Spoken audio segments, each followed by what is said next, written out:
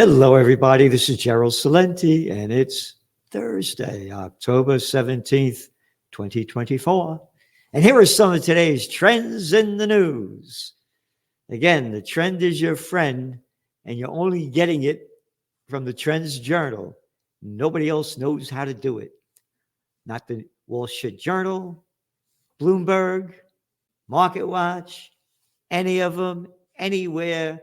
Washington Post, Toilet Paper Record, New York Times, can't do it. Nobody can do it. Only the Trends Journal does it. And we're giving you history before it happens. So, onto the markets. The Dow closed to hit a new high. Yep. Oil prices were basically flat. And remember that phony boom they had over there in Asia with the Hang Seng and the Shanghai? It ain't so high anymore. Nope. Both of them were down 1%. Artificially boosted up. There's a real danger going on in China. So Bitcoin's down, but it's still pretty high. It's up there at the 67,000 per coin. Could you imagine that? 67,000 per coin. Again, we've been very positive on it in your Trends Journal. We give the breakout points, and we said that the upside, we've been saying, is much stronger than the downside, and that's exactly what happened. And gold, $2,691 an ounce as we go on the air. $2,691 an ounce. Hey, what was one of your top trends for 2024? A golden year for gold. Again, gold has a potential to keep rising. It hasn't had a big downward hit yet, and it's going to get one. But this is pretty strong. So even a downward shot, it's still way up. So gold prices, when we made that forecast, they were $2,041, and now they're $2,691. And that's why you subscribe to the Trends Journal. On to more economic information here. Big news. Retail sales rose 4% in September, better than expected. And the job claims dipped a bit. So they say it's up 0.4%. So from a year ago, sales have increased 1.7%. But inflation, the CPI, that's up 2.4%. So in other words, these numbers are total. Warning, bullshit alert. That's right. People are spending more to buy less, because week after week in your Trends Journal, we have all the people being fired. We've been doing it for over 100 weeks. All the businesses that are going bust all over the world. So again, these numbers, they don't mean much of anything. Health premiums soar even as inflation is cooling. This is from the Wall Street Journal. The cost of employer health insurance rose 7% for a second straight year. So we keep putting, week after week, we put in the numbers: car insurance, health insurance, one thing after another, housing insurance. People are paying more for everything. And again, your housing prices have gone up 50% since they launched the COVID war in 2020. So prices are still very high. These inflation numbers, they're good for the equity markets. And by the way, the strong equity market is a plus for Harris. Again, can't stand either of them. As you cover your Trends Journal, it's the Disney World White House. It's Minnie Mouse versus Donald Duck. So when I say things, we say it's not what we like, what we want, what we wish for, it's what is. So this is very positive for her. But on a big negative note that people have no idea about, the International Mafia Federation, International Monetary Fund, they warn that government debt, large increases will boost the number to $100 trillion this year. And the U.S., it could hit 115% of the GDP by 2026. The U.S. government debt started the century at less than 60%. That's this century, not like the 20th century, the 21st century, 24 years ago. It was 60%, and now it's going, the debt to GDP could reach 150, more than double. This is serious. Goes back to gold. And you're seeing all the articles coming about the BRICS uniting. They've had enough of the United States economic and geopolitical hegemony. So again, this debt level is big. It's only going to get worse. And again, they write this stuff. Borrowing surged during the COVID-19 pandemic. Borrowing surged. Scumbag little pieces of shit that we have a name we call politicians. We got to come up with a new name for that, for them. Scumbags. Bitches and bastards. I mean, they flooded, oh, you Trump fans, Trump, Biden, trillions of Biden fans, trillions of dollars of money backed by nothing and printed on nothing. The economy should have crashed. All over the world, they did this. So it's all fake money. And that's why you're seeing gold go up. But of course, they don't put that in here because they don't know. By the way, not a word about the office building bust. That's out of the news. Nobody talks about the vacancy rates and the occupancy rates. That's going to bring down the banking system. Luxury's last growth engine stalls as China's sales cool. This is from the Wall Street Journal. And they're talking about the all the luxury sales like LVMH. They're down all over. As I said, the fish rots from the head down. We've been writing about this week after week after week after week after week after week. The numbers are all there. And the good China, again, they kill their economy with the COVID war. The people have no dough to spend. Yeah. And this is here. Back in 2000, Chinese customers generated just 1% of global luxury sales, according to UBS. Today, they account for a third. 1%. You got it? Slime ball. Beware of Slick Willie Clinton, an arrogant little fuck who brought China into the World Trade Organization and NAFTA when all our jobs, manufacturing jobs, flew out of America. As we've been writing about this, China's GDP before they got into the WTO, 2 weeks after 9/11, by the way, it was like this. Got in, skyrocketed up. We write, with every boom, there's a bust. And the housing bust is big, the apartment bust. They overbuilt it like every boom, but they made a bad situation terrible when they locked down for 3 years of zero COVID policy. So this isn't only China going down, it's going down everywhere. Germany, the second largest economy in the world, recession this year and next. Again, the markets have nothing to do with reality. Main Street and Wall Street are totally separated. That LVMH, the luxury sales of the core fashion, fell 5% compared to the same period last year. Depository receipts were down 7%. Goes on and on. But again, old news for Trends Journal subscribers. Week after week, month after month, year after year, we've been writing about them. Lucid slumps on plan to sell 262.4 million shares. Lucid Group shares slid after the electric vehicle maker said it plans to sell blah, blah, blah, blah, blah, blah, because they're not doing very well.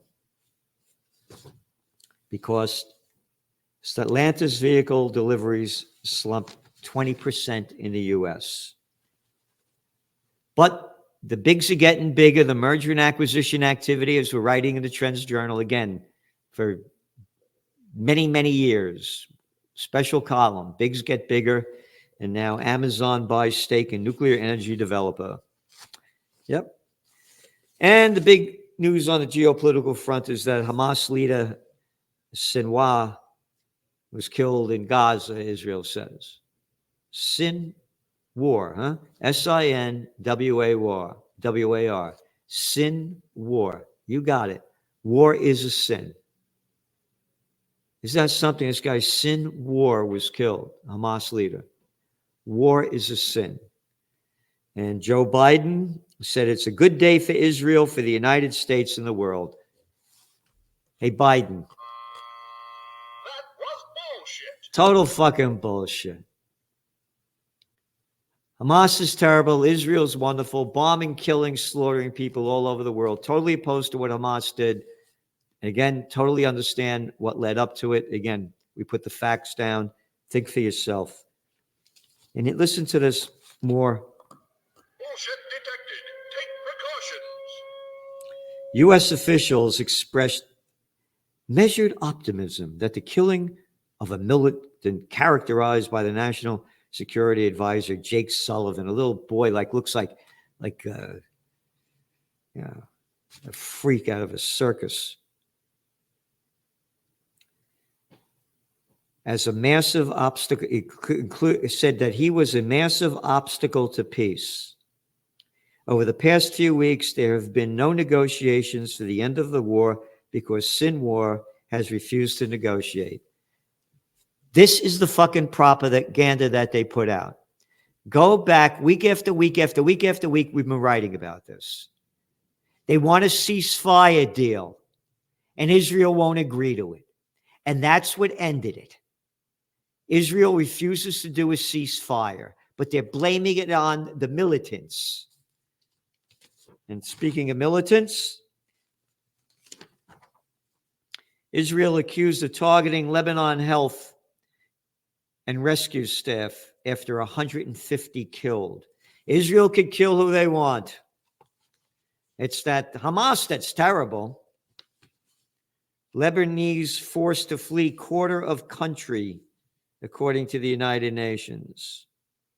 And this is the way they write it in the Financial Times. And this is why you get the Trends Journal. By the way, as I mentioned, they closed down Sputnik, the Russian news. We go everywhere. We want to hear what everybody has to say. And then we give our analysis and forecasts. But Israel's military has ordered people living in more than a quarter of Lebanon to flee. What the fuck right does Israel have to do this? Where is the outrage? Oh, no.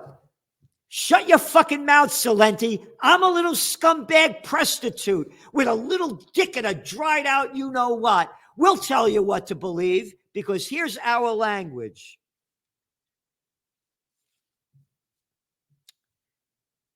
As the fight with Iran-backed Shia militant group Hezbollah threatens to engulf the Mediterranean country. Militant group.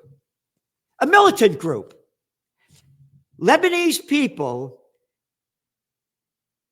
that threw Israel out of Lebanon, that they occupied from 1982 to 2000, sections of southern Lebanon. They're militants. Israel has every right to steal and kill what they want to do.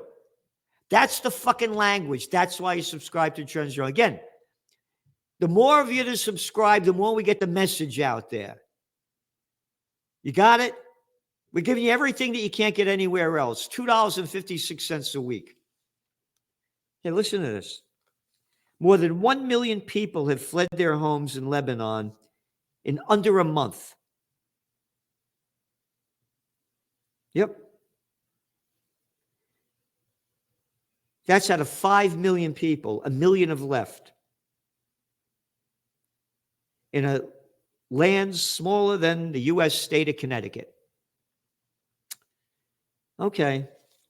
Why did Israel, 60 1,000 left the area over there in northern Israel because of the war going on.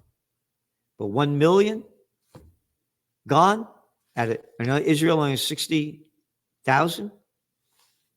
Yep. The UN director said that over 25% of Lebanon is under a direct Israeli military evacuation order. Isn't that nice? Israel's evacuation warnings have been criticized by human rights groups for failing to give enough notice to civilians and to Gaza, directing people to equally dangerous areas. But the U.S. keeps sending weapons of death to keep making this happen. Yes, from the toilet paper. Lebanon's hospitals buckle amid an onslaught. The Israeli military has accused Hezbollah of embedding itself in civilian infrastructure, including hospitals. You know what that is? That's the same fucking bullshit they've been selling in Gaza. Bullshit level, DEFCON 5. You better do, yeah. Oh, yeah, they killed that guy Sinwar, but oh, isn't Netanyahu a wonderful man? Oh, yeah, great guy. Israeli military demolishes historic neighborhood in southern Lebanon town. Yep. Approximately 150 earlier, Israel has warned residents of 26 towns to leave. Yeah, this is from, look at this, the toilet paper record. Look at this picture. Oh, this is buried in the back, though. What page is this? Oh, A7. Not a front page story. The bombing kills at least 16 people, including a southern city's mayor in Lebanon. Health. This is a quote from the UN. Healthcare facilities, mosques, historical markets, residential complexes, and now government buildings are being reduced to rubble, the UN humanitarian coordinator for Lebanon said. Reduced to rubble. Bombed to shit. Where is the outrage? Israeli forces kill 64 more Palestinians in the Gaza Strip. Oh, but 3 Israeli soldiers were killed, and yeah, every day. Every day. And again, when you look at the numbers from the, as we published in the Trends Journal, that the 99 American healthcare workers that are there, they say that over almost 120,000 Palestinians have been killed in Gaza. Rights group believe plan to starve northern Gaza into submission is starting.